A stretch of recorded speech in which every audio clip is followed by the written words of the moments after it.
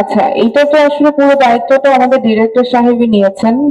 তিনি একটা ভালো চিত্রনাট্য লিখেছেন এবং সে আমাদেরকে এমনভাবে গাইড করেছে যাতে আমাদের ক্যারেক্টারাইজেশনে সুবিধা হয় এবং অভিনয়ের জায়গাটাও আমাদের জন্য সহজ হয়ে যায়।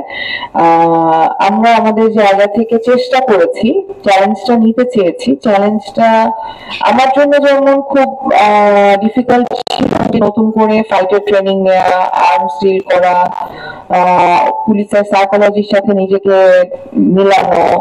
তো এটা যেহেতু সানি ভাই পুলিশে জব করেন, সে তো আমাদেরকে অনেক সাহায্য করতে পেরেছেন, তো আমাদের খুব একটা বেগ পেতে হয়নি। এখন আমার মনে হয় যে আমরা একটু ফারুক ভাইয়ের কাছ থেকে শুনি। আপনারা ফারুক ভাইকে প্রশ্ন করেন, আমি সব প্রশ্নের উত্তর দিচ্ছি, এটা হবে না। সেই উপহারটা আমরা কিছুক্ষণের মধ্যে আপনাদেরকে দেখাবো। আর এছাড়া আপনাদের যদি কোনো প্রশ্ন থাকে আপনারা করতে পারেন, আমরা বলবো। আর আমি আগে ফারুক আহমেদ ভাইকে বলবো যে তার এই সিনেমায় কাজ করে কেমন লেগেছে বা আমাদের সিনেমা সম্পর্কে যদি একটু কিছু বলেন, তারপরে আমরা আমাদের প্রশ্ন উত্তর পর্বে চলে যাব। Thank you. উপস্থিত সাংবাদিক ভাইয়েরা, আসসালামু আলাইকুম। আপনারা দীর্ঘক্ষণ ধৈর্য ধরে বসে আছেন। আমাদের একটু এখানে প্রোগ্রামটা শুরু করতে দেরি হয়েছে, একটু নয় অনেকখানি দেরি হয়েছে আসলে। বাদন বললো যে সিনেমা সম্পর্কে কিছু বলার জন্য।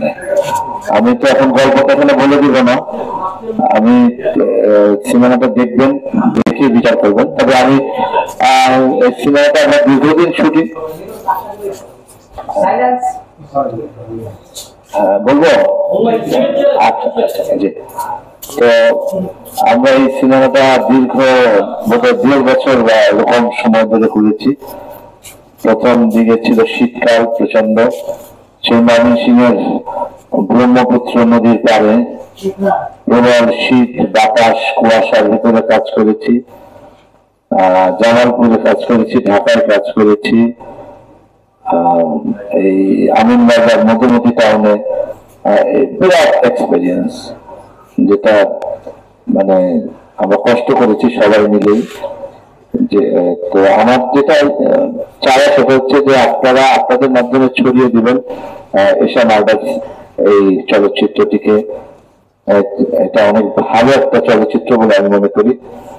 প্রথমত আমি অভিনয় করেছি সেই জন্য ভালো বলছি, আর দ্বিতীয়ত যে এখানে সবাই ভালো অভিনয় করেছে, গল্পটা ভালো, অভিনয় ভালো, এবং আমার পাশে বাঁধন বসা আছে,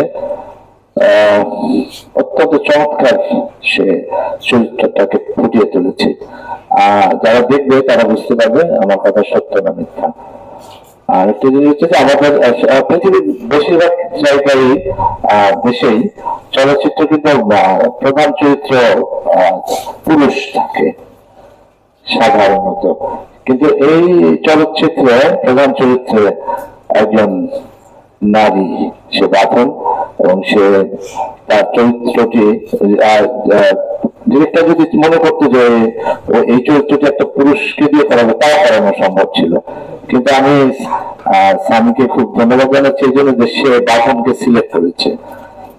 আর সামি স্যার আমার বিশ্ববিদ্যালয়ের ছোট ভাই, তো ওর ডিরেকশনটা খুব ভালো ছিল, এবং আমার যেটা ভালো লেগেছে অভিনয়টা ভালো বুঝতে পারে সে।